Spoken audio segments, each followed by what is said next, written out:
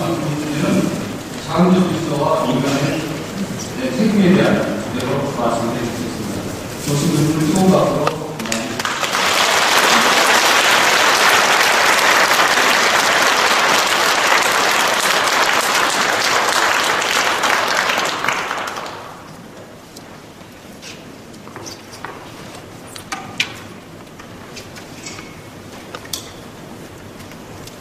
네, 안녕하세요. 네, 반갑습니다. 네, 3년, 만 3년 전에 혹시 저를 그분들은 한번 기억하시길 바라고요. 그때 했던 얘기를 좀 더 살을 붙여서 보다 더 이렇게 근본적인 얘기, 교회적인 이야기를 해볼까 합니다.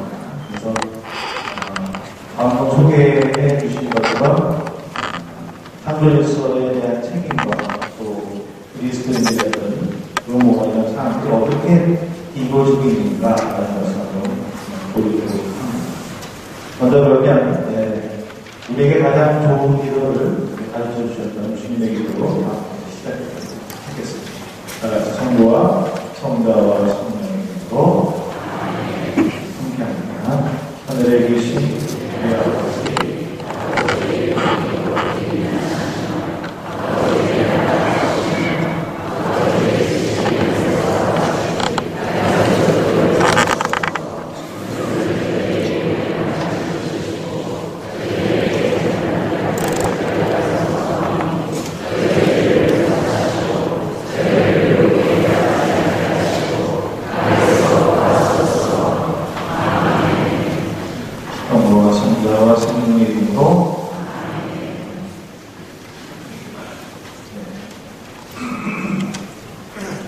먼저 제목을 소개해드린 것처럼 첫 번째는 생태사도직이라는 부분입니다. 창조질서 여러분이 생각하시기 좋은 것처럼 창세기 1장 1절에서 2장 4절에 하나님 보시기에 좋았다고 한 창조 이야기를 생각해 보시면 되고요. 다 아시죠? 네, 다 아십니다.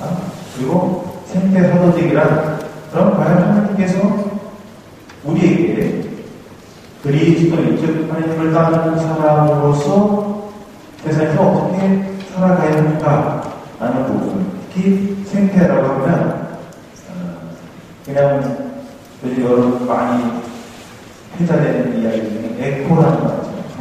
에코. 요즘은 자동차에도 에코 시스템이라고 해요. 어떻게 하면 좀 덜 에너지를 좀 제대로 된 에너지를 바꿔 쓸 수 있는지, 또 에콜로지에서 이런 네, 이런 하나님 보시기에 좋은 모습으로의 삶을 그리스도인으로 살아가기 위한 것, 이것이 생태 사도직이다. 이것에 대한 근거를 좀 우리가 좀 알 필요가 있다는 부분을 시작하도록 하겠습니다.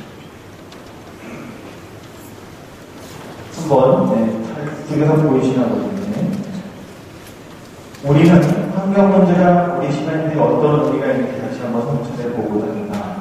우리에게 자연은 단순한 삶의 환경이 아니라 창조주 하나님의 거룩한 축복의 기사적인 창조이고 우리에게 그 창조를 돌보고 바꿔야 할 책임이 부여되어 있다.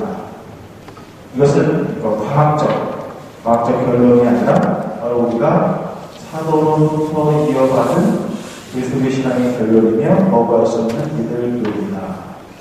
이거는 제 얘기가 아니고요. 2010년도에 한국천주교 주교회의에서 창조질서로 올려놓은 책임과 실천이라는 지침서를 신앙인들이 앞으로 어떻게 해야 하는지에 대한 지침서를 내셨는데 거기에 나온 첫 번째 1부, 2부, 3부가 있는데 1부에 해당하는 처음에 어린 말이라는 핵심. 그래서 이제 환경이라면 제가 어렸을 때 환경이라고 생각하면 뭐로 생각했겠어요? 청소하는 거죠. 요즘도 내지오 단원들은 환경미화 하시죠? 어디 가서 하세요? 네? 동네 주변. 제가 어렸을 때 환경미화를 학교에서 도시 청소, 또는 집 주변의 도랑 청소, 또는 뭐 주변 습, 이 정도가 환경이라는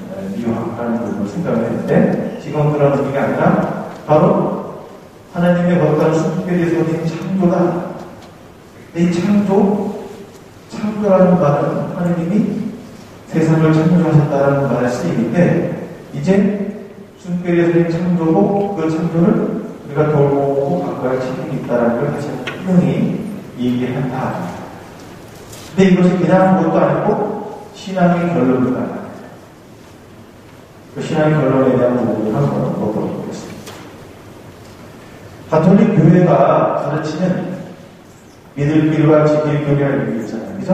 그 일찍 보면 그 중에 사회교리가 갖는 커다란 원칙들이 있는데 그 원칙의 세 부분이 보조와 연대와 공동선의 원리입니다.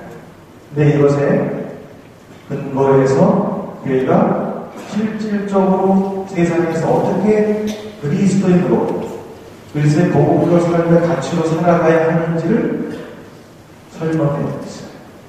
이것이 이제 세 가지 원리가 바로 보조성. 보조성이라는 이미 여러분 잘 알고 계시겠죠? 보조. 그 다음에 연대한다는 것은 함께 한다는 의미고, 공동성은 공공의 이익을 위한 부분이죠.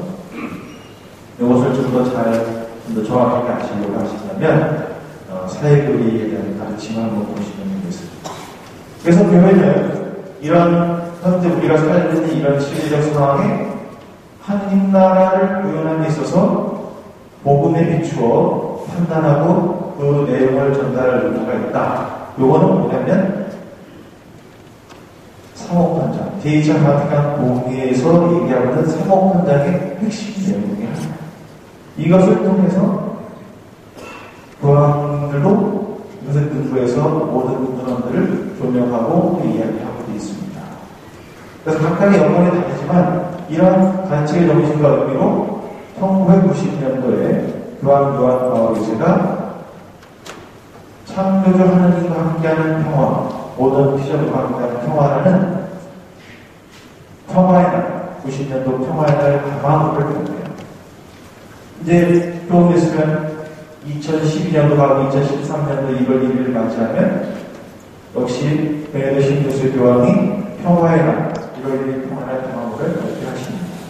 그때 그 내용을 한번 상기시켜보면서 요한 바울 2세께서도 그때 창조주 하나님과 함께하는 평화와 더불어 당연히 모든 피조물들과 함께하는 평화가 있습니다.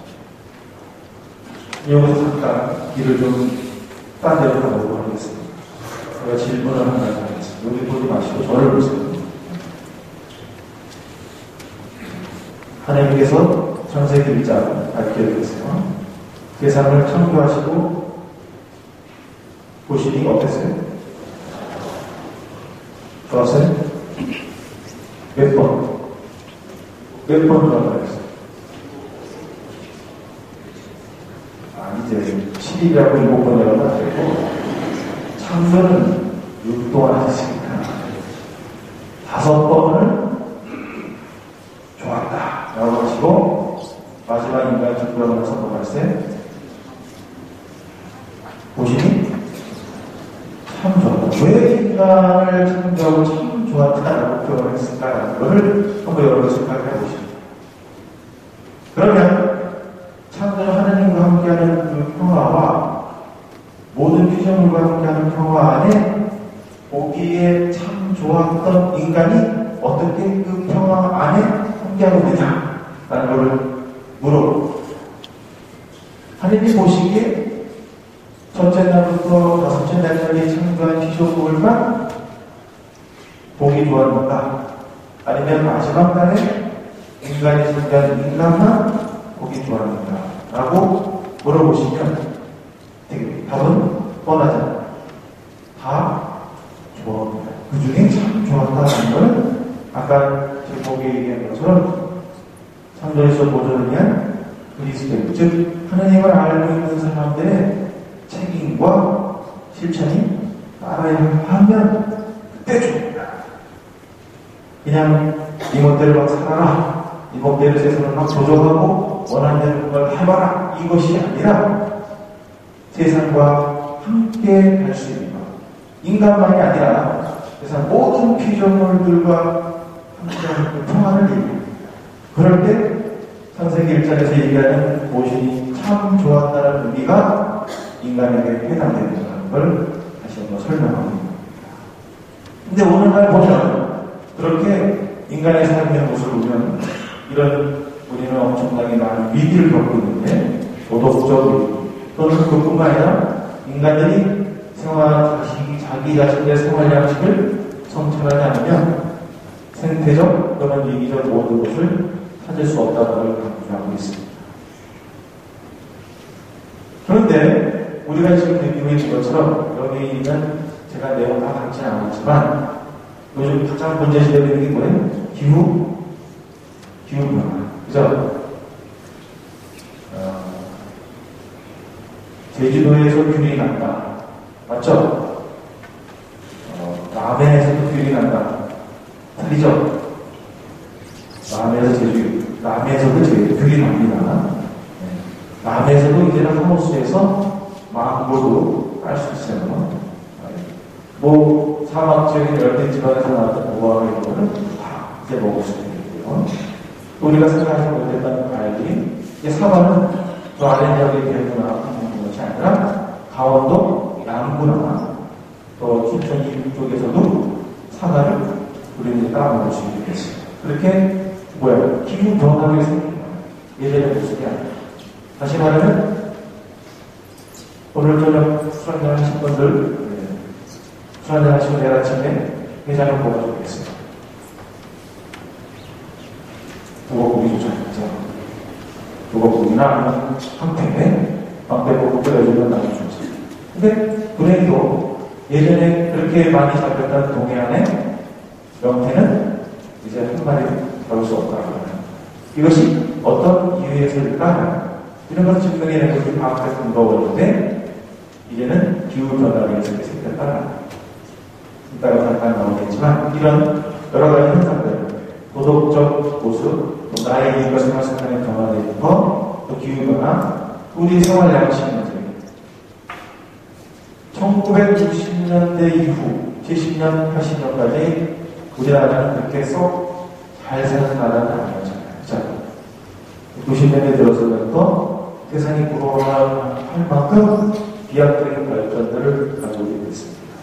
그런 비약적인 발전들 가운데 어떤 것이 또 달라지게 되냐면 옛날에는 보릿고개라는 게 있어서 진짜 피죽을 끓여 먹고 나무 껍질을 벗겨 먹는 그런 50년대 말고 그거를 다시 기능하기 위해서 하나님 그것을 극복해내기 위해서 같은 노력을 했는데 지금은 그거를 그냥 아련한 추억이에요. 또 나이 드신 분, 그것도 고생하셨던 분들에게만 남아있는 거예요. 지금 그 생활을 돌아가려면 누가 돌아가겠어요? 그죠? 그만큼 우리의 모습을 많이 변화하죠.